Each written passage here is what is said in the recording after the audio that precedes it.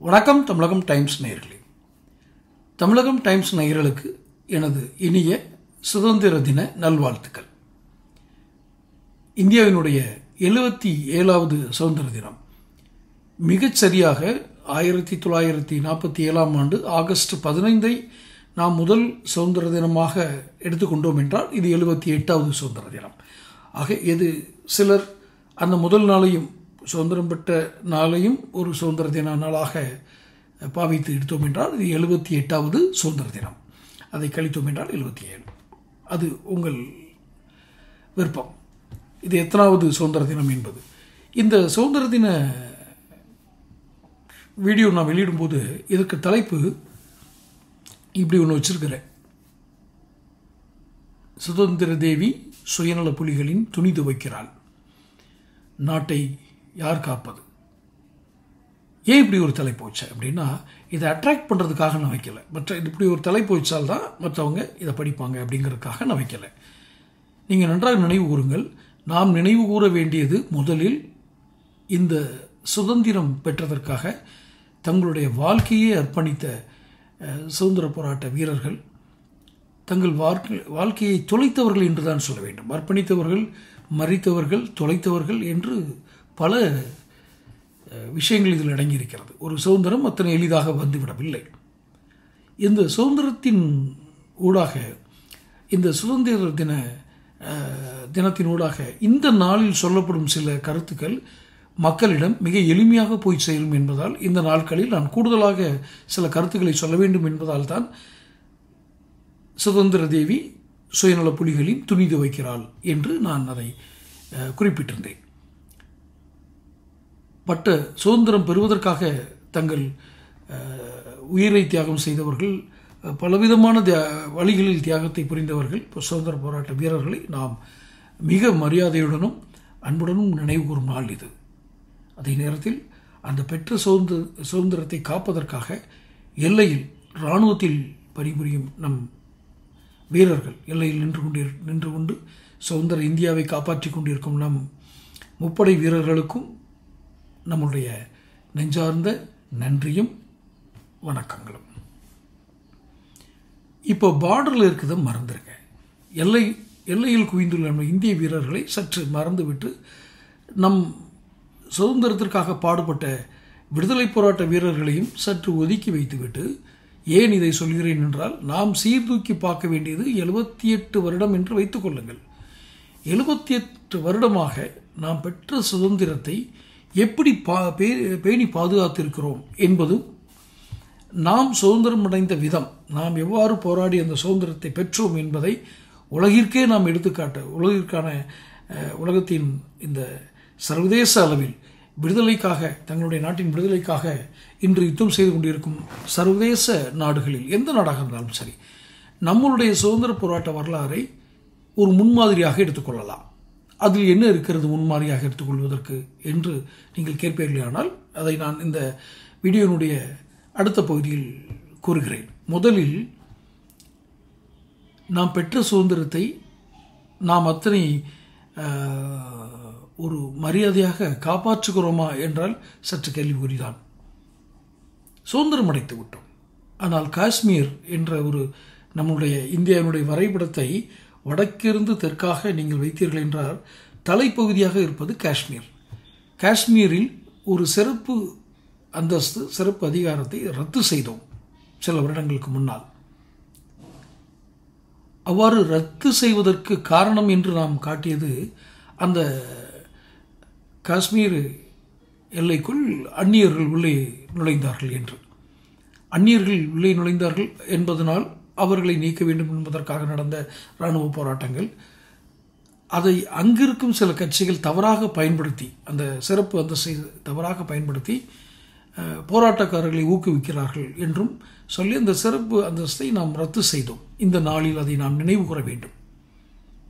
ஏன் இந்த நாளில் அதை நினைவு கூற வேண்டும் என்றால், சுதந்திரம் அடைந்த பொழுது நாம் எவ்வாறு இருந்தோம், எதையெல்லாம் வாக்குறுதியாக அளித்தோம், அதில் எதையெல்லாம் இப்போது முரண்படுகிறோம் என்பதுதான் நான் சொல்ல வரும் கருத்து.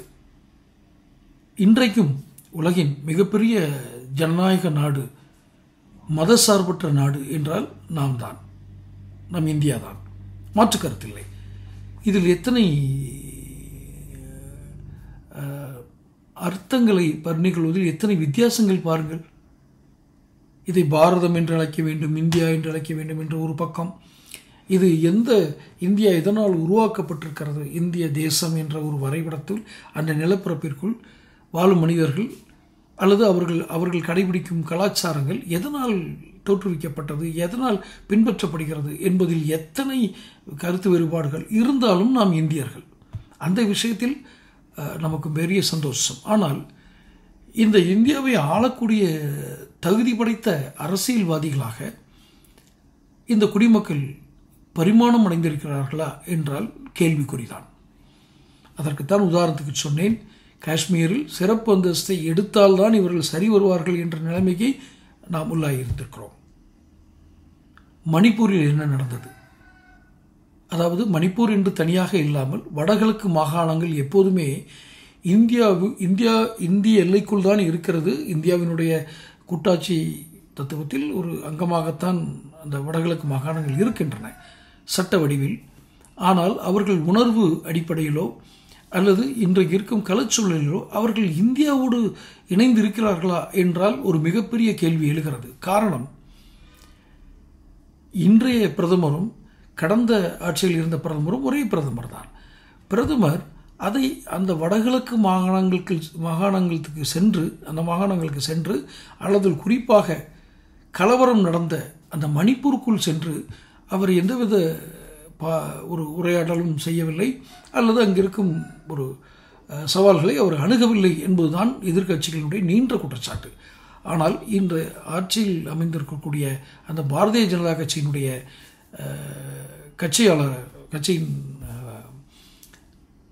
கட்சிக்காரர்கள் அவர்கள் என்ன கூறுவார்கள் என்றால், பிரதமர் தான் இதை கவனிக்க வேண்டும் அல்லது பிரதமர் தான் இதை சென்று பார்வையிட வேண்டும் என்று இல்லை. அவர் அமைச்சர்களை அனுப்பி வைத்தார். உள்வாரத்துறை அமைச்சர்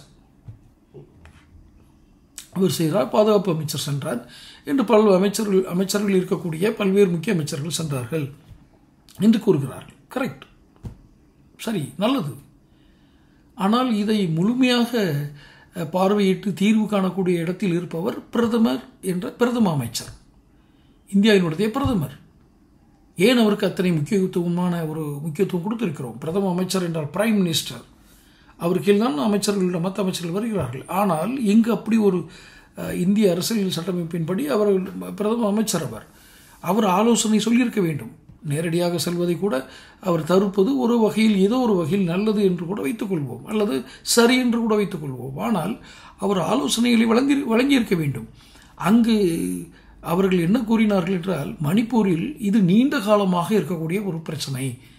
மலைவாழ் மக்களில் இரு பிரிவினர், ஹிந்து கிறிஸ்டின் என்று அதை அடையாளப்படுத்தினார்கள்.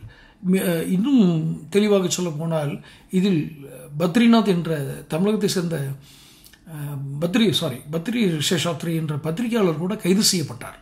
ஏன்? அந்த மணிப்பூர் பிரச்சனையை அவர் அணுகிய விதம் அப்படி. இது நீண்ட நாள் பிரச்சனை, இதில் இருப்பது இரு பிரிவினருக்கு ஏற்பட்ட பிரச்சனை, இது ஒன்றும் பிஜேபி காலத்தில் வந்ததல்ல என்று மறைமுகமாக அதை தட்டி கழிக்கத்தான் பார்த்தார்களே ஒழிய அதை முழுமையாக அவர் ஏற்றுக்கொள்ளவில்லை. சரி, விட்டுவிடுவோம். மணிப்பூர் பிரச்சனையில் அவர்கள் ஏன் இப்படி அணுகுமுறை செய்தார்கள் என்பது அந்த கட்சியை நாம் கேட்க முடியாது. பாரத பிரதமராக இன்றைக்கு இருக்கக்கூடிய நரேந்திர மோடி அவர்களை தான் கேட்க வேண்டும். சுதந்திர தேவி மணிப்பூரில் என்ன செய்தால்? மணிப்பூரில் சுதந்திரம் இருந்ததா? வடகிழக்கு மாகாணங்கள் நம்மோடு இருந்ததா? இதற்கு இன்னொரு முக்கியமான காரணமாக சொல்லப்படுவது, நமது வடகிழக்கு மாகாணங்களை ஒட்டி இருக்கக்கூடிய நாடுகளின் தீவிரவாத பிரச்சாரம் என்று ஒரு பக்கம். இன்னொரு பக்கம் போதைப்பொருள் கடத்தலில் ஏற்படுகிற மோதல், அது வேறு விதமாக நிறம் மாற்றப்பட்டு அது ஒரு பிரச்சனையாக உருவெடுக்கிறது என்று கூறுகிறார்கள். ஒரு விடயத்தை நான் ஏற்றுக்கொள்கிறேன். என்னவென்றால், இந்தியா சுதந்திரம் அடைவதற்கு முன்னால் இவர்களிடம் ஒற்றுமை, அந்த தேசப்பற்றை குலைக்க வேண்டும், இவர்களுடைய ஒருமுகத்தன்மையை குறைக்க வேண்டும், இவர்களுடைய கவனம் சிதற வேண்டும் என்பதற்காக ஆங்கிலேயர்கள் செய்த ஒரு சதிகளில் ஒன்றுதான் இந்த போதை கலாச்சாரத்தை வடகிழக்கு மாகாணங்களில் அந்த போதை செடிகளை உற்பத்தி செய்வது, போதைப் பொருட்களை உற்பத்தி செய்வது என்று ஒரு பெரிய வேலையை செய்தார்கள் என்று வரலாறு ஒன்று நான் படித்திருக்கிறேன். ஆனால் அவ்வாறு விதையுன்றப்பட்ட அந்த போதை கலாச்சாரம் பின்னாட்களில் இதில் யார் பெரியவர் என்ற கோஷ்டி அளவில் மாறி, குழு அளவில் மாறி, அது மத அடையாளங்களால் அடையாளப்படுத்தப்பட்டு அந்த மாநிலத்தின் அமைதியை குலைக்கும் அளவுக்கு சென்று இருக்கிறது என்றால் இங்கு தேசப்பற்று சரியாக ஊற்றப்படவில்லை என்றுதானே நாம் அர்த்தமாகிறது. நாம் இந்த தேசத்திற்காக வாழ்கிறோம், நம்மில் வேற்றுமையை உருவாக்குவதற்காக அல்லது நம்மளுடைய சுதந்திர உணர்வினை ஒருமுகப்படுத்தும் அந்த உணர்வினை மட்டுப்படுத்துவதற்காக ஆங்கிலேயரால் உருவாக்கப்பட்ட ஒரு போதை கலாச்சாரம் என்ற எண்ணம் எப்படி இவர்களுக்கு இல்லாமல் போனது?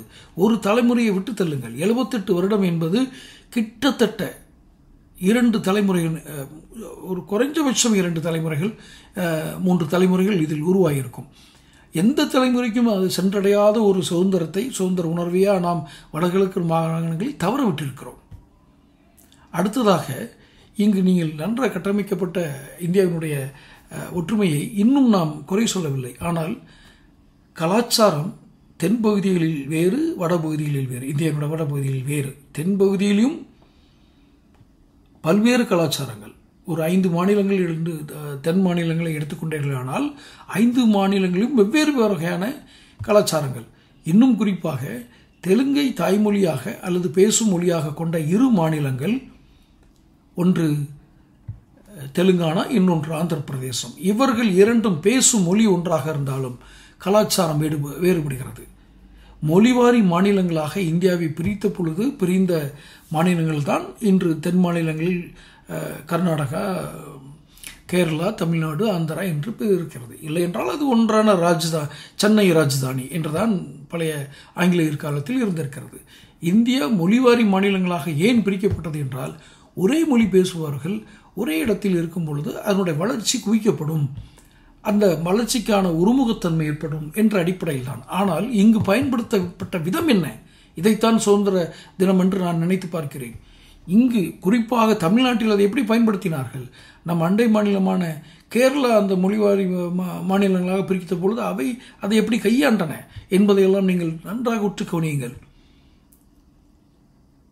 என்ன சொல்ல வருகிறீர்கள்? அப்போ சுதந்திரம் கொடுக்காமல் இருந்திருக்கலாம் என்று சொல்ல வருகிறீர்களா என்றால், நான் சுதந்திரம் பெற்றது மிகப்பெரிய பாக்கியம். நான் சுதந்திரம் அடைந்த பிறகு பிறந்த ஒரு தலைமுறை. நான் 1971 கிட்டத்தட்ட இந்தியாவினுடைய சுதந்திரம் அடைந்து ஒரு 20 ஆண்டுகளுக்கு பிறகு பிறந்த தலைமுறை நான். ஒரு தலைமுறைக்கு அப்புறம் தான் நான் வந்திருக்கிறேன். என்னுடைய தலைமுறை என்று எடுத்துக்கொண்டால் நான் சுதந்திரம் அடைந்து தோராயமாக ஒரு தலைமுறை கழித்து நான் பிறந்தவன். ஆக சுதந்திர காலத்தில் அந்த அடக்குமுறை செய்யப்பட்ட காலங்களை நான் வரலாறாக படித்திருக்கிறேனே ஒழிய நான் நேரடியாக அதை நான் அனுபவித்ததில்லை. இருப்பினும் என்னால் மிக ஒரு வரலாற்று பதிவுகளை கொண்டே என்னால் உணர முடிகிறது. எத்தகைய உணர்வுகளையும் தியாகங்களையும் செய்து இழந்து அவர்கள் அதை பெற்றிருப்பார்கள் என்று புரிகிறது. ஏன் சுதந்திரம் அடைய வேண்டும் என்று அந்த சுதந்திர போராட்ட வீரர்களுக்கு ஒரு உந்துதல் ஏற்பட்டது என்றால், நீங்கள் நன்றாக புரிந்து கொள்ளுங்கள், சுதந்திரம் என்பது நம்மளுடைய இந்திய எல்லை என்று ஒரு எல்லைக்கோட்டை வகுத்து அந்த எல்லைக்கோட்டிற்கு வெளியே எல்லோரும் வெளியேறி விடுங்கள் என்று பொருள் கொண்டதல்ல நமது சுதந்திரம். ஏனென்றால் அன்று பிரிந்து கிடந்த பிரதேசங்களை ஒன்றிணைத்து இந்தியாவாக உருவாக்கியதே சுதந்திரத்திற்கு பிறகு சர்தார் வல்லபாய் படேல் என்பதுதான் நாம் படித்த வரலாறு.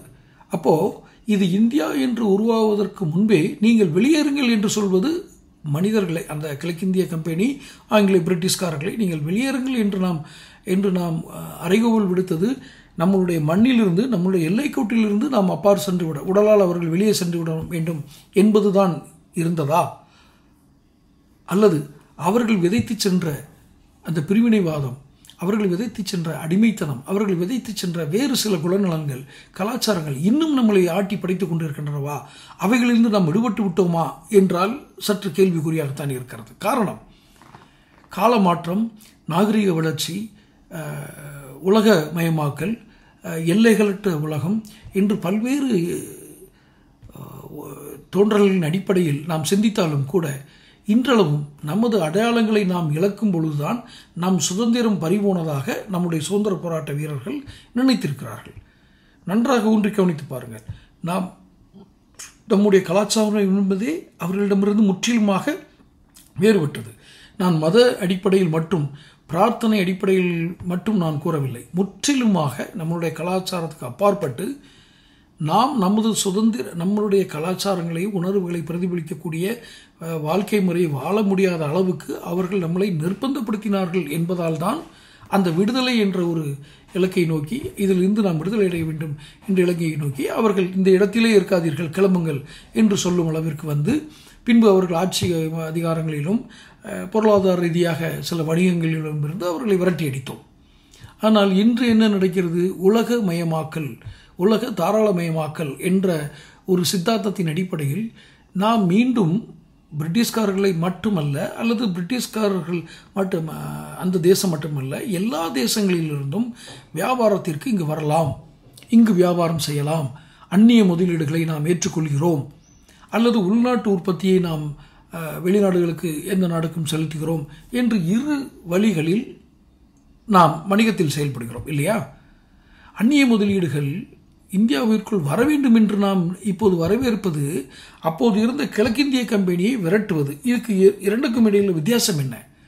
கிழக்கிந்திய கம்பெனியாக, ஈஸ்டர்ன் கம்பெனியாக அவர்கள் வந்தவர்கள் நம்மளுடைய கலாச்சாரத்தையும் நம்மளுடைய அரசியலையும் நம்மை ஆளும் மனிதர்களாக அவர்கள் மாறியதால் தான் அவர்களை ஒட்டுமொத்தமாக விரட்டினோம். இப்போது நம்மை நாமே ஆண்டு கொண்டிருக்கிறோம். ஆனால் வணிக ரீதியாக அந்நிய முதலீடுகளை ஏற்றுக்கொள்கிறோம். அல்லது உள்நாட்டு கம்பெனிகள் வெளிநாட்டு அந்நிய நாடுகளிலிருந்து வரக்கூடிய கம்பெனிகளோடு ஒரு வியாபார உடன்பாடு செய்து அவர்கள் முன்னேற நாம் அனுமதிக்கிறோம். நன்றாக நீங்கள் சிந்தித்து பாருங்கள்.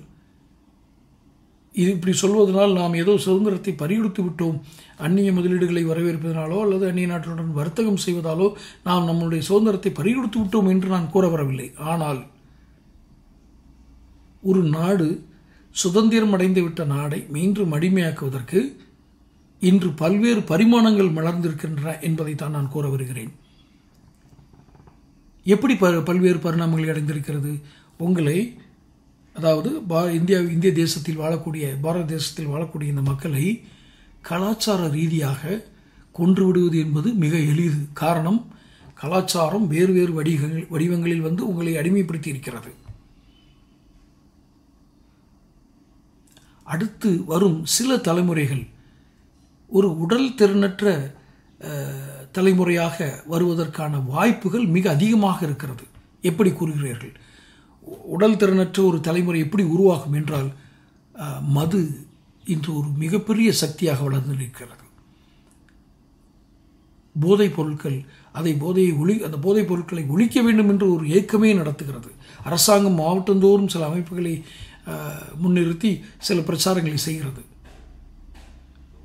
இந்தியாவினுடைய தலைநகர் டெல்லியில் தோராயமாக ஒரு 4000 அல்லது 4500 கோடி சர்வதேச மதிப்பிலான போதைப் பொருட்களை கைப்பற்றுகிறார்கள். யாருக்கு? வெளிநாடுகளுக்கு அவர்கள் விநியோகம் செய்தவர் யார்? ஒரு தமிழர். அவர் சார்ந்திருக்கும் கட்சி எது? இதனால் நான் கட்சிக்குள் சென்று அந்த கட்சி மோசம் என்றெல்லாம் கூறுவது அபத்தமாகிவிடும். ஏனென்றால் ஒரு மனிதர் ஒரு கட்சியை சார்ந்திருக்கிறார் என்றால் அவருடைய ஒழுக்கக்கேடுகளுக்கு கட்சி பொறுப்பேற்காது. அவர் கட்சி வகுத்திருக்கிற கொள்கை முறைகளில் அல்லது வழிநடத்துகளில் ஏதாவது பிறல் ஆக நடந்தால், பிழை செய்தால் அவரை கட்சி தண்டிக்கலாம் அல்லது சட்டம் தண்டிக்கலாம். அவர் யாருக்குமே தெரியாத ஒரு தொழிலை செய்தார், அவர் ஒழுக்கக்கேடான ஒரு தொழிலை செய்தார் என்பதால் அந்த கட்சியை நாம் குறை கூறவில்லை. ஆனால் சர்வதேச நாடுகளுக்கு போதைப் பொருட்களை அனுப்பும் நாடாக இந்தியா இருந்திருக்கிறது என்பது நாம் கவலையளிக்கக்கூடிய விஷயங்களில் ஒன்றுதானே. எப்படி வடகிழக்கு மாகாணங்கள் நம்மோடு இருந்தாலும் ஆனால் உணர்வுகள் அளவில் அவர்கள் தனித்துதான் இருக்கிறார்கள். காஷ்மீரிகள் நம்மளோடு இருந்தாலும் உணர்வு அடிப்படையில் அவர்கள் இந்தியாவோடு இல்லை என்பது வெளிச்சமாக தெரிகிறது. காரணம், அங்கு நாம் சிறப்பு அந்தஸ்தை எல்லாம் ரத்து செய்து நாம் வலுக்கட்டாயமாக இழுத்து பிடித்து வைத்திருக்கிறோம். இதை போன்று ஒவ்வொரு மாநிலத்திலும் அந்த இந்தியர் என்ற ஒற்றுமை தொடர்ந்து வேறு சில காரணங்களால் நமக்கு அழித்தொழிக்கப்பட்டு வருகிறதோ என்ற ஒரு அச்ச உணர்வு ஏற்படுகிறது. பிரதமர் மோடி அவர்களை இதில் எந்த விதத்திலும் குறை கூற இயலாது. அவர் ஒவ்வொரு முறையும் நாட்டுப்பற்றுடன் சில காரியங்களை செய்ய சொல்கிறார். இன்று கூட வீடுகளில் தேசிய கொடியேற்றுங்கள் என்று கூறுகிறார். ஆனால் அதில் ஒரு கருத்து இருக்கும். இன்று மட்டும் தேசிய கொடியேற்றி விடுவதால் ஏதாவது நீங்கள் தேசப்பற்றினை வளர்த்திட முடியுமா? மிக முக்கியமாக இறுதியாக ஒரு கேள்வியை நான் கேட்கிறேன். அந்நிய சக்தியில் ஊடுருவி இங்கு பல அசம்பாவிதங்களை நிகழ்த்தி இருக்கின்றன.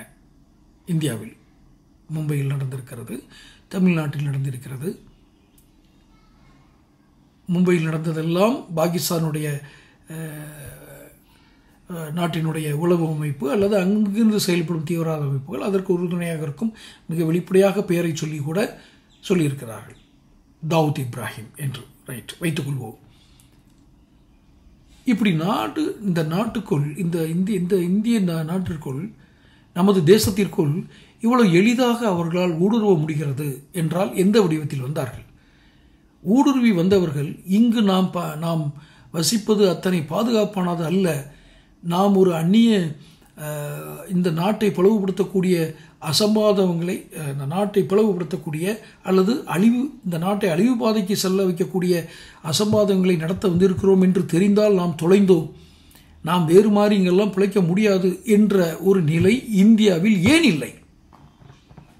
இருக்க வேண்டுமல்லவா? அந்த தேசத்திற்குள் அவ்வளவு எளிதாக நாம் நுழைந்துவிட முடியாது. அந்த தேசத்திற்குள் நாம் சென்றால் நாம் அந்த தேசத்திற்கு விரோதமான சில செயல்களை செய்ய வந்திருக்கிறோம் என்று ஒரு முறை வேண்டுமானால் அவர்கள் ஏமாற்றினால் ஏமாந்தோம் என்று வைத்துக் கொள்ளலாம். ஆனால் ஒவ்வொரு முறையும் அந்நிய சக்தி ஓடு புகுந்து விட்டது, நாட்டுக்குள் புகுந்து விட்டது. எங்கோ அவர்கள் தங்கியிருக்கிறார்கள். எங்கு தங்குகிறார்கள்? தங்கும் இடத்தில் அவர்களுக்கு எப்படி உணவு கிடைக்கிறது? எப்படி செயல் திட்டம் தீட்டுகிறார்கள்? செயல் திட்டம் தீட்டியதை எப்படி அவர்கள் செயல்முறைப்படுத்துகிறார்கள்? செயல்முறைப்படுத்துவதற்கு மனித ஆற்றல் எங்கிருந்து கிடைத்தது? நாட்டில் தீவிரவாதம் அதிகரித்திருக்கிறது என்றால் தேசப்பற்று குறைந்திருக்கிறது என்றுதானே மறைபொருள். அதற்கு பல்வேறு காரணங்கள் என்ன வேண்டுமானாலும் இருக்கலாம். ஆனால் மதத்தை மட்டுமே நாம் குறை கூறுவது சரியாக இருக்காது. சரி, ஒருவேளை ஒரு பேச்சுக்காக வைத்துக் கொள்வோம். இஸ்லாமிய இளைஞர்கள் தான் அதிகமாக தீவிரவாதத்திற்கு பயன்படுத்தப்படுகிறார்கள். ஒரு பேச்சுக்கு தான் சொல்கிறேன், இதை யாரும் தவறாக எடுத்துக்கொள்ள வேண்டாம். இஸ்லாமியர்கள் தீவிரவாதிகளாக மாற்றப்படுகிறார்கள் என்ற ஒரு குற்றச்சாட்டை ஒரு கட்சியோ ஒரு அமைப்போ வைக்கிறது என்று வைத்துக் கொள்வோம்.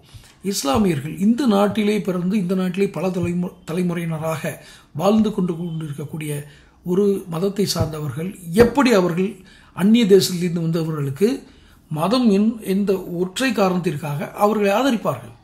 அவர்களிடம் தேசப்பற்று இல்லாமல் போனதுக்கு யார் காரணம்? எங்கோ குறை நடந்திருக்கிறது அல்லவா? இங்கே பிறந்து இந்த மக்களுடைய, அவர்கள் இந்துக்களோ கிறிஸ்தவர்களோ மற்ற எந்த மதமானாலும் இருக்கட்டும், ஒரு இஸ்லாமியர் இங்கேயே பிறந்து இங்கேயே வளர்ந்து சக மக்களோடு உரையாடி ஒரே மக்களாக இருந்து கொண்டு, ஆனால் ஒரே மதம் என்பதற்காக நமது எதிரி நாட்டில் இருந்து வந்தவர்களுக்கு அடைக்கலம் கொடுத்து நாச வேலை செய்வதற்கு அவர்கள் இடமளிப்பார்கள் என்று நாம் கருத இயலுமா? எல்லாவரையும் இப்படி கருத இயலாது. அப்படியே அந்த வேலையை செய்தவர்களை அவர்கள் ஏன் அப்படி மாறினார்கள் என்ற கேள்விதான் நமக்குள் எழ வேண்டுமே தவிர உடனே ஒரு மதத்தை குறை சொல்வதோ இஸ்லாமியர்கள் அனைவரும் இப்படித்தான் என்று முடிவுக்கு வருவதோ ஆரோக்கியமான ஒரு தேசிய சிந்தனைக்கோ தேசிய சுதந்திரத்திற்கோ அது அடையாளம் அல்ல. ஒற்றை மதத்தை குறிவைத்து ஒரு தேசப்பற்று தாக்கப்படுமே ஆனால் அந்த தேசத்தினுடைய பேட்ரியாட்டிசம் என்ற தேச விசுவாசம் எங்கேயோ குறைந்திருக்கிறது, எங்கேயோ அது தன்னை தொலைத்திருக்கிறது. போலி அடையாளங்களால் நாம் சுதந்திரம் அடைந்து விட்டோம், ஆரோக்கியமாக இருக்கிறோம் என்று போலி அடையாளங்களால் நாம் அடையாளப்படுத்தப்படுகிறோமோ என்ற சந்தேகம் வருகிறது. இவையெல்லாம் ஆரோக்கியமான தேசத்திற்கான வழிகளால்தான் இந்த சந்தேகங்களை எழுப்புமே ஒழிய தேச விரோதத்திற்காக நாம் இந்த சந்தேகங்கள் எழுப்பவில்லை என்பதை நீண்ட இந்த என்னுடைய பேச்சை கேட்டால் உங்களுக்கு புரியும். ஆக ஒற்றை மதத்தை அடையாளமாக வைத்துக் கொண்டோ ஒரு கலாச்சாரத்தை அடையாளமாக வைத்துக் கொண்டோ ஒரு தேச விரோதிகள் வளர்கிறார்கள் என்று கூறுவதை நாம் நிறுத்திக் கொள்ள வேண்டும். இன்னும் இறுதியாக ஒன்றை கூறி முடிக்கிறேன். தமிழகத்தில் நடந்த ஒரு பெரிய படுகொலை 1991ஆம் ஆண்டு ராஜீவ்காந்தி படுகொலை. தேர்தல் பிரச்சாரத்திற்காக அன்று வரும்பொழுது அவரை நாம் நம்முடைய தமிழ்நாடு எல்லைக்குள் வைத்து விடுதலை புலிகள் கொன்றார்கள் என்று விசாரணை குழுக்களும் இந்திய அரசியலமைப்புக்கு உட்பட்ட இன்வெஸ்டிகேஷன் ஏஜென்சிஸ் அண்ட் கோர்ட் நீதிமன்றங்கள் எல்லாம் தீர்ப்பளித்திருக்கின்றன. அவர்களை யோசித்து பாருங்கள். கொலைக்கு காரணமாக சொல்லப்படும் விடுதலை புலிகள் அமைப்பினர் நாம் பேசும் அதே தமிழ் மொழி பேசுவார்கள், ஒரே மொழி பேசுகிறார்கள். அவர்கள் நம் நாட்டிற்குள் வந்து நம் பிரதமரை கொள்கிறார்கள். அவர்கள்தான் கொன்றார்களா அல்லது அவர்கள் வேறு யாராலோ ஏவப்பட்டார்களா என்பதெல்லாம் நான் வேறு விஷயம், அதற்குள் நான் செல்லவில்லை. ஆனால் ஒரே மொழி பேசும் ஒரு அமைப்பு அந்நியன் நமக்கு பக்கத்து நாட்டிலிருந்து நம் தாய்மொழி பேசக்கூடிய தமிழ் மொழி பேசக்கூடிய நம்முடைய தொப்புள்குடி உறவு என்று நாம் கருதக்கூடிய ஒரு உறவினர்கள் இங்கே வந்து நம் பிரதமரை கொண்டுவிட்டு செல்கிறார்கள் என்றால் என்ன கோபம் நடந்தது? மொழிப்பற்று ஒன்றே காரணம் என்று வைத்துக்கொண்டு அன்று நாம் அந்த விடுதலை புலிகள் இயக்கத்தினருக்கு இங்கு நாம் இடம் கொடுத்தது தவறுதானே? மிக வெளிப்படையாக அன்றைக்கு இருந்த பிரதமர் இந்திரா காந்தி அவர்கள், தமிழக முதல்வராக இருந்த எம்ஜி ராமச்சந்திரன் அவர்கள், கருணாநிதி எல்லாருமே யார் கூடுதலாக நிதி கொடுத்தாங்க, யார் குறைவாக கொடுத்தாங்க இல்லை, நிதி கொடுத்து உதவினார்கள், ஆயுதம் முழங்கி பயிற்சி கொடுத்தார்கள் இதே விடுதலை புலிகளுக்கு. அன்று நாம் செய்தது தவறு, எதற்காக செய்தோம்? அதுக்கு ஏதாவது கேள்வி பதில் இருக்கிறதா? வேண்டுமானால் தேசிய அளவில் ஒரு தேசத்தினுடைய பிரதமர் அந்த மாதிரி ஒரு முடிவெடுப்பதற்கு என்ன காரணமாக இருக்கும்? புவி அரசியல், ஜியாகிரபிக்கல் பாலிடிக்ஸ். அங்கு இருக்கக்கூடிய இலங்கையினுடைய நம் வம்சாவளியினர் அவர்களுக்கு நாம் ஆயுதம் கொடுத்து வலுப்படுத்தினால் அந்த நாடு நமக்கு எதிரியாக மாறாது என்று ஒரு தப்பு கணக்கு. அதே சமயம் தமிழ்நாட்டிற்குள் என்ன? வெறும் உணர்வு மொழிகள். உணர்வால் அவர்கள் தமிழ் பேசுபவர்கள் என்ற உணர்வால் அவர்களுக்கு ஆதரவளித்தது தமிழகம். மக்களும் உணர்வுபூர்வமாக ஆதரவளித்தார்கள். இன்றும் மேதகு பிரபாகரன் என்று விடுதலை புலிகளுடைய மறைந்த தலைவர் பிரபாகரன் அவர்களை மேதகு பிரபாகரன் என்று அழைக்கிறார்கள். அவ்வாறு மேதகு என்று சொல்வதற்கு அவர் உரித்தானவர் என்று சர்வதேச தமிழ் சமூகம், அந்த இலங்கையில் இருந்து புலம்பெயர்ந்த தமிழ் சமூகம் கூறுகிறது. ஏற்றுக்கொள்வோம்.